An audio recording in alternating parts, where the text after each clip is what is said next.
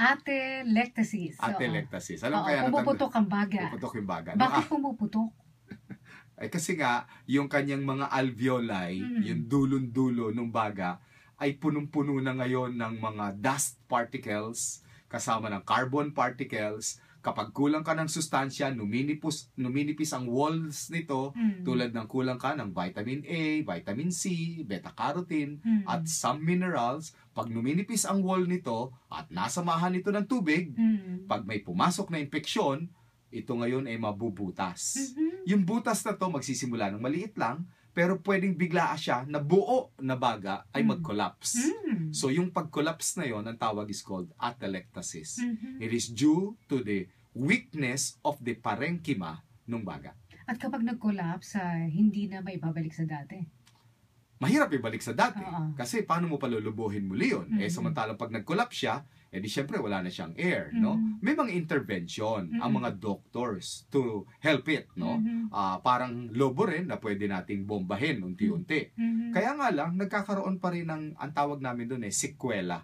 Ang ibig sabihin ng sequela, yung panghabang buhay na discomfort dahil sa isang baga na damage na. I'll give you a good example. Nakapag-blow ka na ba ng lobo? Oh. Alam mo ba yung lobo sa luneta, yung pahaba?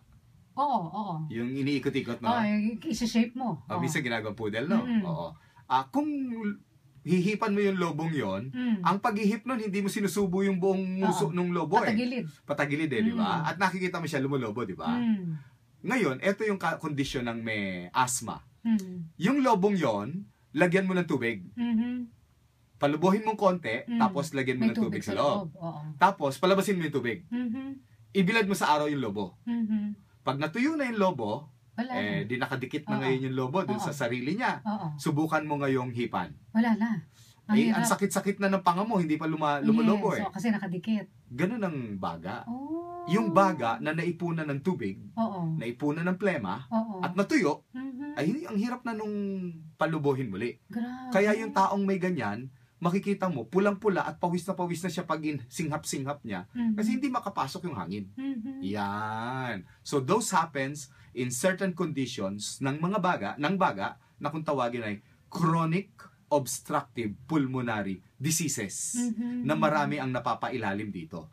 Isa na doon siguro yung mga bronchitis, kasama na rito yung mga bronchiectasis, kasama na rito, isama na natin ang pneumonia, atelectasis, and even bronchial asthma. Okay. Ngayon, kapag ganyan na ang kondisyon, lalo na ng mga matatanda, syempre nawawala na rin yung nutrisyon ng kanilang katawan, yung mineral ng kanilang katawan.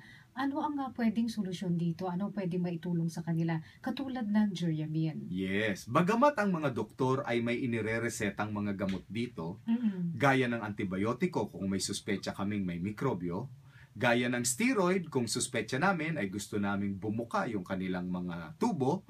At may mga bronchodilators din, tulad ng mga theophylline at saka ng mga salbutamol na makakatulong para bumuka ito. Hindi ito panghabang panahon na pwedeng ireseta. Hindi ito lifetime medicine.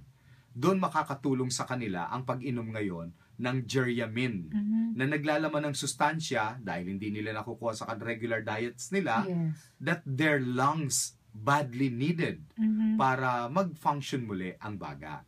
Alam mo, magandang balita naman dito, Miss Maru. Ang baga, may kakayanan din yan mag-repair.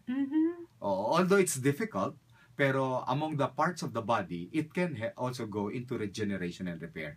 If you provide the necessary ingredient para makapagtahi ito ng mga damages sa kanya. At ito nga yung mga kompletong multivitamins at saka minerals na makukuha natin mula sa Geryamin. Sa murang halaga at available sa lahat ng butika at hindi kailangan ng reseta ng doktor na wala naman itong side effects, wala rin itong overdosage na pwede nilang isabay sa kanilang mga reseta. So mula sa vitamin A hanggang zinc. A to Z. A to Z. At may mga trace elements ito na lamang sa regular na bitamina sa merkado na wala sa ibang bitamina pero meron sa Geryamin. Oo, lalo na yung calcium, no? Merong calcium. Of course, calcium is good. Pero hindi lang calcium nag-work alone, ha? May kailangan itong mga kasama nitong calcium, yung vitamin D, yung sinasabi nating cholecalciferol para ma-absorb ng katawan. Yun. Yung iba, calcium lang tinitinda eh. Ito, calcium plus cholecalciferol. Para work mas together. ma-absorb ng katawan Yes. itong vitamin at mineral na nandito sa geranium. That's right. Even yung ating vitamin E. Vitamin E alone is good, but it's best absorbed kung may kapartner pa itong mga minerals, and that includes selenium. So both are good antioxidant to prevent itong mga karamdaman sa baga.